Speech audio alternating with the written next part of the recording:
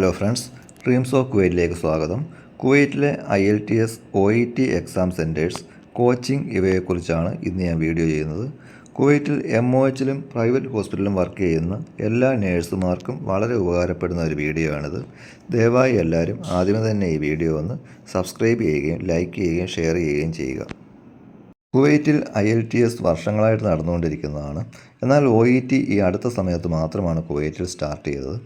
കുവൈറ്റിൽ IELTSന് coaching centres എല്ലാ സ്ഥലങ്ങളിലും തന്നെ ഉള്ളതാണ്. IELTSന് എക്സാം സെൻറ്റേഴ്സ് ഉള്ളത് ബ്രിട്ടീഷ് കൗൺസിലിലേക്കാണെങ്കിൽ ബ്രിട്ടീഷ് കൗൺസിലിൻ്റെ മൻസൂരിയയിലുണ്ട്, സാൽമിയയിലുണ്ട്, ഇഗയിലയിലുണ്ട്.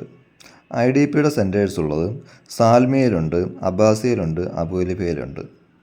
OETക്ക് പല സ്ഥലങ്ങളിലും കോച്ചിങ് സെൻറ്റേഴ്സ് ഉണ്ട്. OETക്ക് എക്സാം സെൻറ്റേഴ്സ് ഇപ്പോൾ നിലവിൽ ഒരെണ്ണം മാത്രമേ ഉള്ളൂ. അൽഗോൻകിൻ കോളേജ് ജഹറ എന്ന സ്ഥലത്താണ് ഉള്ളത്. അപ്പോൾ എല്ലാവരും IELTSൻ്റെയും OETയുടെയും അവസരങ്ങൾ പരമാവധി പ്രയോജനപ്പെടുത്തണമെന്നാണ് ഞാൻ പറയുന്നത്. നാട്ടിലാണെങ്കിൽ ഒരുപാട് ദൂരെയൊക്കെയാണ് എക്സാം സെൻറ്റേഴ്സിലേക്ക് പോകേണ്ടത്. കുവൈറ്റിൽ വളരെ അടുത്തായിട്ട് നമുക്ക് എക്സാം എഴുതാവുന്നതാണ്. ഈ ചാനൽ നിങ്ങൾക്ക് വളരെ ഉപകാരപ്പെട്ടു എന്ന് ഞാൻ കരുതുന്നു.